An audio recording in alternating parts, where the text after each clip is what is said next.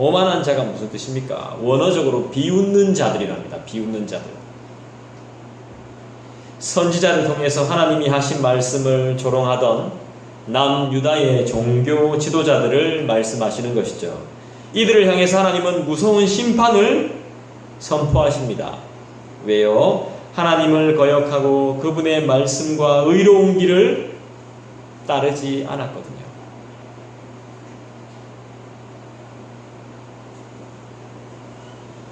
하나님을 거역하니까요.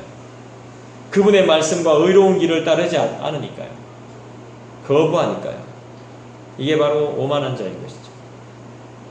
이런 자에게 하나님은 무서운 심판을 계획하고 계신 것이죠.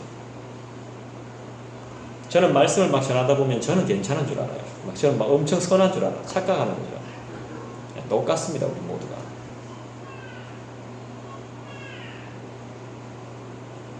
(15절) 말씀을 볼까요?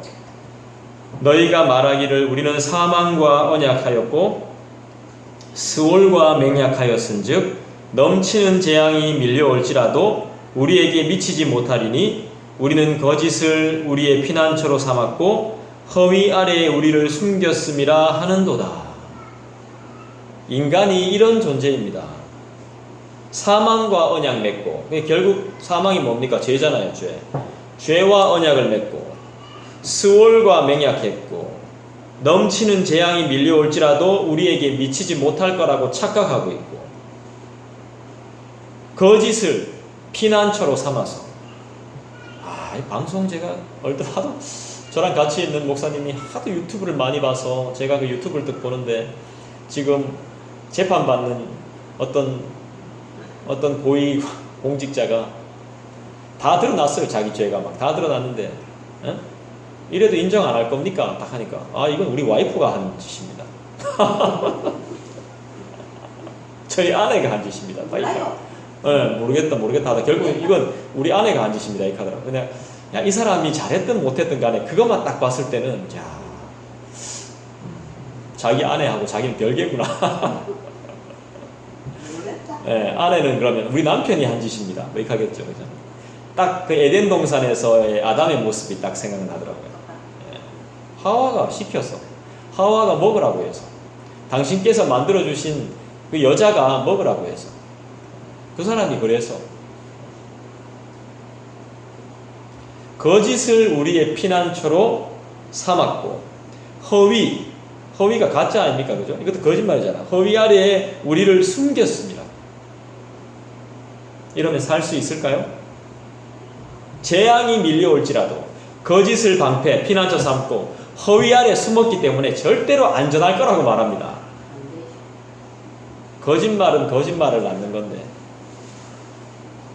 계속 거짓말을 하면 살아남겠죠? 사람들은 앞에서는 살아남을지 몰라도 그분 앞에서는 살아남을 수 있을까 모르겠네요. 재앙이 뭐죠? 재앙이?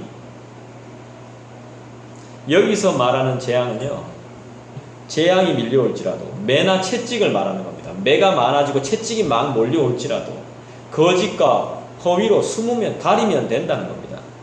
아닌데요. 근데 여기서 말하는 재앙은 매하고 채찍 정도가 아닌데요. 하나님이 주시는 재앙은 넘치는 폭포수입니다. 폭포수. 오늘처럼 진짜 어지간한 낡은 건물은 다 잠기게 만들 수 있는 엄청난 폭포수.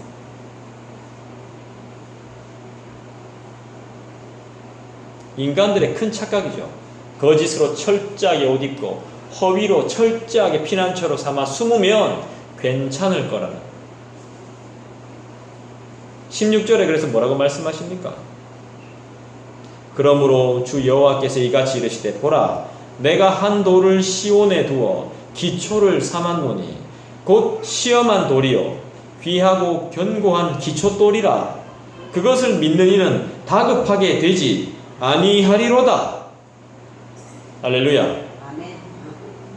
생명을 얻으려고 하다가 거짓과 허위로 생명을 얻으려고 하더라. 누가 이 카드인데 이런 말로 사람들 다 속여서 생명을 얻으려고 하다가 사망을 얻게 되고 하나님을 피난처로 삼아야 되는데 애굽을 피난처로 삼다가 또 사망을 수치를 당하게 되고,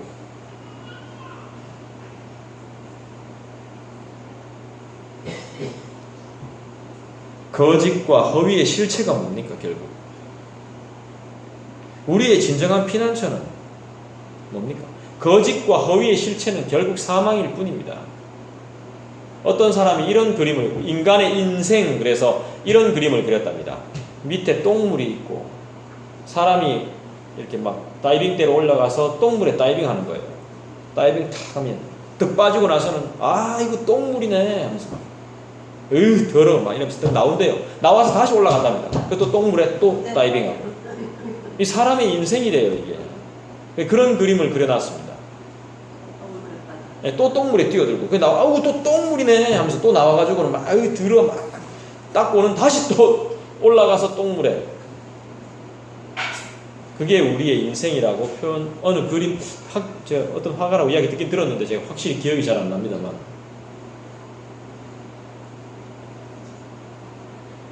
결국 생명을 얻으려다가 다른 민족과 동맹하다가 다른 사람들을 의지하다가 생명 얻으려고 사망을 얻게 되고, 거짓과 허위로 철저하게 옷 입었다가 결국엔 사망을 얻게 되고, 하나님 아닌 다른 것들을 피난처로 삼았다가 결국엔 사망을 얻게 되는 것.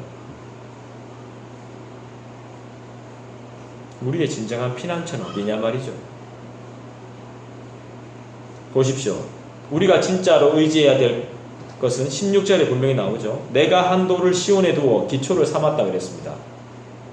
곧 시험한 돌, 시험을 거쳤다, 검증이 됐다 이 말이죠. 귀하고 견고한 기초돌이라 그랬습니다. 이 기초돌이 정말 중요한 이유가 뭡니까? 건물을 지을 때 기초돌을 정말 튼튼하게 잘 놔야 되는 이유가 뭐예요? 건물의 기초를 잘 쌓아야 되는 이유가 뭡니까? 공부를 하는 학생들도 기초가 중요하죠. 이걸 왜 기초가 왜 중요하다고 하는 거죠? 기초는 안전이거든요. 안전장치거든요. 진정한 우리의 안전은 누가 되십니까? 우리를 보호해 주시는 안전한 자는 누구십니까? 하나님이시죠.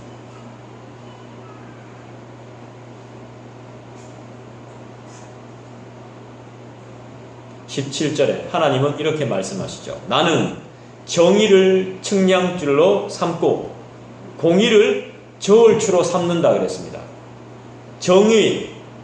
정의를 측량줄로 삼고 우리를 평가하실 때 공의를 저울추로 삼을 거라고 말합니다.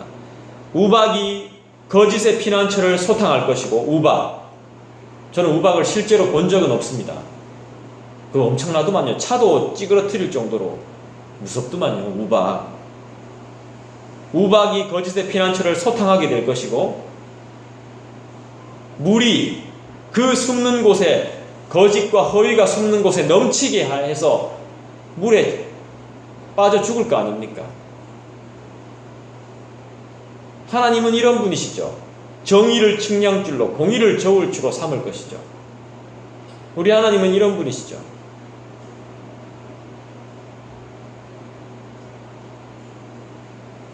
한 돌을 시온에 두어서 기초를 삼았죠. 폭풍이 오면 견고한 기초 위에 서 있지 않으면 건물은 다 무너지게 되죠. 기초가 튼튼하지 못하면 사람이나 건물이나 다 무너집니다. 이 기초돌은 누굽니까? 우리 주 예수 그리스도, 메시아 아닙니까? 오신 메시아, 우리의 주인. 그분이 우리를 정의롭게, 공의롭게 판단하실 거죠. 그러니까 우리는 누구한테 평가받을 이유가 없는 거죠. 사람 눈치 볼 이유가 없는 겁니다. 그냥 성실하게 하나님이 주신 은혜대로 겸손하게 살면 되는 겁니다. 오만하게 살 필요도 없는 거죠. 왜요? 우박이 그곳을 쓸어버릴 겁니다. 하나님이 우박을 내리셔가지고 거짓의 피난처를 완전히 소탕하실 겁니다. 내가 나설 필요가 없는 겁니다. 지금 난리 났죠. 내일 또 뭐 한다 하대요. 한심합니다, 솔직히. 우리나라는 전 정치 하나도 모르는데 좌파 우파만 있지 중도가 없어가지고 이게 뭐가 뭔지 모르겠어요, 솔직히 말해서. 가짜뉴스는 계속 누가 만들어내는지 대충 알 것 같아요. 어디서 언론을 장악해가지고 계속 이상한 정보만 나오는지, 한쪽에 치우친 사람 계속 이것만 파고 있고 하나님의 뜻을 구하지 않고, 진짜 국가를 위해서 우리가 기도할 때가 됐죠. 한 번도 우리 기도의 시간 때 국가를 위해서 기도해 본 적이 없는데 한번 기도를 해야 되겠다 싶습니다. 네. 하나님 역사하셔야죠. 전 잘 몰라가지고, 솔직히 잘 몰라서 저도, 근데 이런 말들도 함부로 하면 안 되죠. 조심해야 됩니다. 조심해야 되는데 우리 할머니는 막 처음과 사정을 직접 막 빵빵빵 우박과 물은요, 하나님의 심판을 의미하는 겁니다. 우박과 물은. 이 물을 우습게 보잖아요.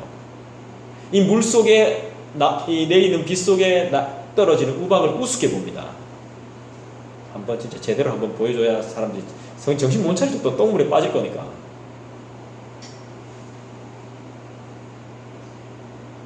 숨을 수가 없다는 거죠, 거짓은. 하나님의 정의와 공의는 참된 보호와 안식처를 제공해 줄 수 없는 거짓된 세상의 기초를 완전히 허물어뜨릴 겁니다. 가짜는 오래가지 못합니다. 절대로. 진짜 튼튼한 기초돌이 잘 돼 있는 건물은 사람들은 우박이 와도 견뎌냅니다. 물이 차도 새어 들어오지 않습니다.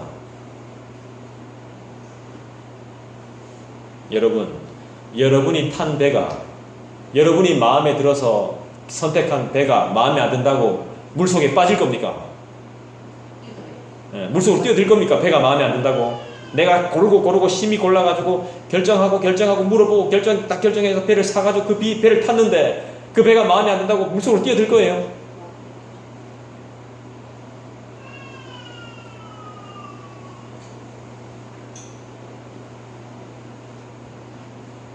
(18절) 보십시오. 하나님을 피난처로 삼지 않았더니 밟힘을 당할 것이고, 19절 하나님을 피난처로 삼지 않았더니 두려움이 주야로 몰려올 거라고. 아침마다 지나가고 주야로 지나갈 거라고. 주님을 의지하지 않으면 이래 된다는 거죠. 20절 보십시다. 침상이 짧아서 능히 몸을 펴지 못하며 이불이 좁아서 능히 몸을 싸지 못함 같으리라 하셨느니라. 침상이 짧아서, 이불이 좁아서, 이 무슨 말입니까? 애굽과 동맹을 맺어서 위기를 피하고자 했던 계획이 완전히 빗나간 거죠. 이 이불 사서 덮으면 따뜻할 줄 알았는데 이불이 짧다라는 겁니다.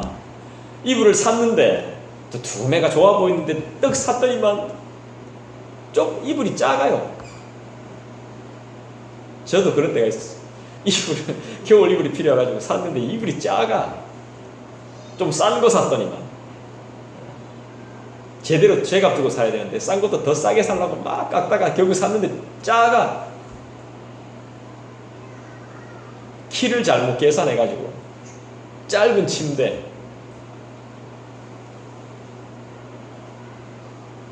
이불이 작고 준비한 것들이 다 몸에 맞지 않고 불편하게 만드는. 여러분, 제가 질문 하나 하겠습니다. 이건 여러분들이 반드시 맞춰야 됩니다. 우리의 안식, 우리를 상쾌하게 하는 게 무엇입니까? 12절에 나오죠? 네. 우리를 안식하게 하고 우리를 상쾌하게 하는 게 뭐예요? 여호와의 말씀인 거예요. 맞죠? 네. 성경에 바로 뭐다라고 딱 안 나와 있어도 우리는 딱 알 수 있죠, 그죠? 네. 네. 하나님의 말씀만이 우리를 상쾌하게 만들고 우리의 안식이 되는 거예요. 이스라엘 백성은 하나님이 선지자들을 통해 하신 말씀을 들었어요? 안 들었어요? 안 들었어요. 듣지 않았어요. 이에 하나님은 어떻게 반응하시죠? 그들로 듣게 하시기 위해서 이방 나라들에게 포로로 잡혀가게 하죠. 안식을 빼앗아 갑니다. 하나님은 가장 먼저 말씀을 통해서 일하세요. 그런데 성도인 우리가 귀를 닫고 그 말씀을 안 들으면 하나님은 어떻게 해요? 말씀을 안 들으면 상황을 통해서 말씀하시죠. 상황이 벌어져요. 말을 안 들으면. 그러지 마라 했는데 그 말을 안 들으면 매와 채찍이라는 상황이 막 도래하게 됩니다. 그렇게 말씀하실 수밖에 없죠. 이것처럼 나쁜 상황이나 고통은 하나님의 음성을 크게 전달하는 확성기와 같은 역할을 할 때가 있나 봐요. 그래서 성도는 상황 자체가 아닌 그 속에서 하나님이 무엇을 말씀하시는가에 늘 주의를 집중해야 됩니다. 이 그리스도인인데 예배 안 한다. 이거 참 진짜 이거 큰 문제죠. 말씀을 스스로 해석할 수 있다고 말하는데 참 의문입니다. 솔직히 말하면. 성경 백과 사전 갖다 놓고 성경 지리, 성경 지도 갖다 놓고 다 해석할 수 있나 모르겠어요. 요즘은 성경이 워낙 잘 나오니까 안에 지도도 있고 뭐 주석도 잘 돼 있어서 그렇게 해석할 수 있는지는 잘 모르겠지만 성도의 인생에서 의미 없이 벌어지는 일이 있겠습니까? 의미 없이. 우리의 인생에 벌어지는 일들이 절대 의미 없이 그냥 벌어지는 일들이 아니거든요. 모든 상황은 우리의 유일한 기초돌 되시는 예수님만을 의존하라는 뜻입니다. 의지하라는 뜻이죠. 하나님의 섭리와 주권 아래에서 벌어진 일들인 거죠. 따라서 어려움이 닥쳐올 때 자신이 헛되고 거짓된 것들을 의존하지는 않았는지 의지하지는 않았는지 돌아봐야 되는 거겠죠. 그리고 끊임없이 세상의 힘이 아닌 돈의 힘이 아닌 우리 주님만을 의존하려고 애를 써야 되는 겁니다. 그러면 하나님께서 사람도 붙여주시고 돈도 붙여주시고 나를 영광스러운 자리에 있게 하세요. 여러분 경험하셨잖아. 실제로 내가 욕심 없이 그냥 내 일 성실하게 감당했더니 내가 잘 몰라도 그 자리가 정말 영광스러운 자리였던 거죠. 얼마나 영광스러워. 그러니까 관계도 회복돼요. 내 마음의 위로도 돼요. 내 마음도 치료해요. 나 같은 사람이 이런 영광스러운 자리에 이렇게 많은 사람들과 함께 하나님을 예배하고 하나님을 찬송하고 하나님에 대해서 배우고 있구나. 그 영광스러운 자리에 우리가 있게 되는 거죠.